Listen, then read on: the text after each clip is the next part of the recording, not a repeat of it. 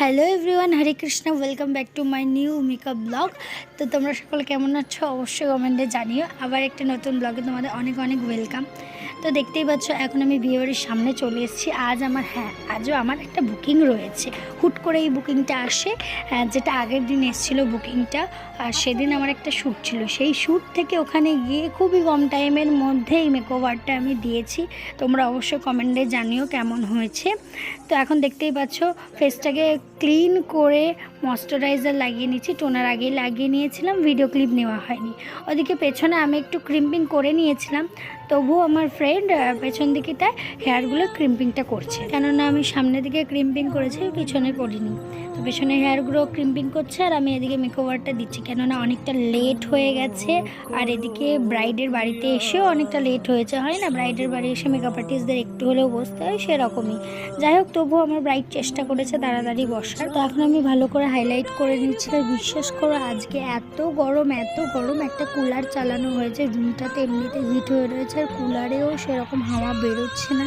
মানে জানি না কেন ওই হাওয়াটা কমই ছিল, আর তার উপর খুব একটা ঠান্ডা হাওয়াও ছিল না। মানে সারাদিন এত পরিমাণে বরফ দিয়েছে, তো বরফই শেষ হয়ে গেছে, তো ঠান্ডা হাওয়াটা কোথা থেকে আসবে। তো যাই হোক, এখন আমি কন্ট্রোল করে নিচ্ছি খুবই তাড়াতাড়ির মধ্যে, যেহেতু ভিডিও ক্লিপটা নিয়েছি। স্টেপ বাই স্টেপ সম্পূর্ণ মেকআপটা আমি তোমাদের সাথে শেয়ার করতে পারলাম না। আর বলে দিই, আজকের এটা ছিল নন এইচডি মেকআপ। আর ওদিকে আমার ফ্রেন্ড আরেকজনকে ক্রিম্পিং করছে, ওইদিকে আরেকজনকে ক্রিম্পিং করবার পর তারপরে আরও একজনকে ক্রিম্পিং করেছিল। তাদের হেয়ারস্টাইল ছিল, তারা মেকওভারের কথা বলেছিল, পার্টি মেকআপের কথা। কিন্তু আমার শরীরটা এতটা খারাপ লাগছিল, এতটা টায়ার্ড লাগছিল, কেননা সারাদিন শ্যুটের পেছনে টাইম দিয়েছি। আর একটা শ্যুট করতে গেলে কতটা খাটুনি হয় সেটা একমাত্র মেকআপ আর্টিস্টরাই জানে। তার উপর নিজে সব অ্যারেঞ্জ করে মানে ব্যাকগ্রাউন্ড সাজানো সব কিছু A to Z নিজেকে করতে হয়েছে। তারপরে ঘর এলোমেলো হয়ে থাকা প্রোডাক্ট আবার গুছিয়ে নিয়ে যাওয়া কতটা পরিমাণে খাটুনি হয় সেটা একটা মেকআপ আর্টিস্টই জানে। তাই ওনাদেরকে আমি মেকওভারটা দিতে পারি। তো আজকে আমার সাথে আমার বেস্ট ফ্রেন্ড, মানে ওইদিকে যে ক্রিম্পিং করছিল হেয়ারে, তো ও আর আমার একটা পুচকু বোনও, ওরা যদি না থাকতো আমার মনে হয় এত তাড়াতাড়ি কিছুই সম্ভব হতো না। সাথে তো আমার মা, মানে একটা শ্যুট মানে অনেকে আসে, মডেল আসে, ফটোগ্রাফার আসে, তাদের লাঞ্চের ব্যবস্থা আমার মাই করেছিল। সম্পূর্ণ খাবার দাবার আয়োজন সব আমার মা করেছিল নিজে হাতে।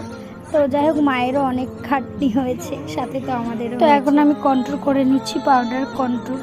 স্টেপ বাই স্টেপ পুরোটা ভিডিও আমি তোমাদের দেখাতে পারলাম না, তবে যেটুকু দেখছো চেষ্টা করেছি ভিডিও ক্লিপগুলো নেওয়ার। অত গরমের মধ্যে না কিছুই ভালো লাগছিল না। তারপরে ওইদিকে আরও দুজন ছিল, তাদের হেয়ারস্টাইল করে বাড়ি আসতে আসতে একটু লেটই হয়ে গেছিলো আমাদের। আর এত গরমে, সারাদিন গরমে আমি শ্যুট করেছি, মানে শ্যুটের ওখানে তো আরও খাটুনি।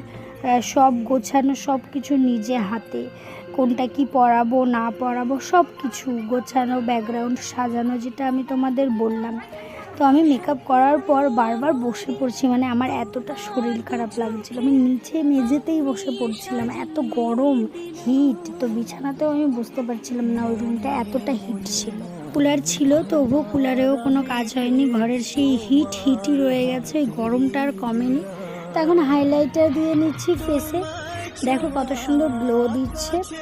আগেও বলেছি এটা একটা নন এইচডি মেকআপ, তবু আমি চেষ্টা করেছি এত কম সময়ের মধ্যে ক্লায়েন্টের মনের মতো একটা লুক দেওয়া। হ্যাঁ, তবে ওপেন হেয়ারের মধ্যে ক্লায়েন্ট একটা হেয়ারস্টাইল করতে চেয়েছিল, কিন্তু ক্লায়েন্টের হেয়ারটা এতটা পরিমাণে খারাপ ছিল, আমি সেখানে কিছুই করতে পারিনি। ক্রিম্পিং করবার পরে ক্রিম্পিংটা ঠিকমতো বসছে না, পেছনের হেয়ারগুলো অতটা ঠিক ছিল না, তো ওই কম টাইমের মধ্যে আমি ওটা করতে পারিনি। তবে লাস্টে ক্লায়েন্ট নিজেই বলেছে একটা হেয়ারস্টাইলটা বানের মধ্যে করে দিতে, আর এইরকমই বান করতে চেয়েছিল।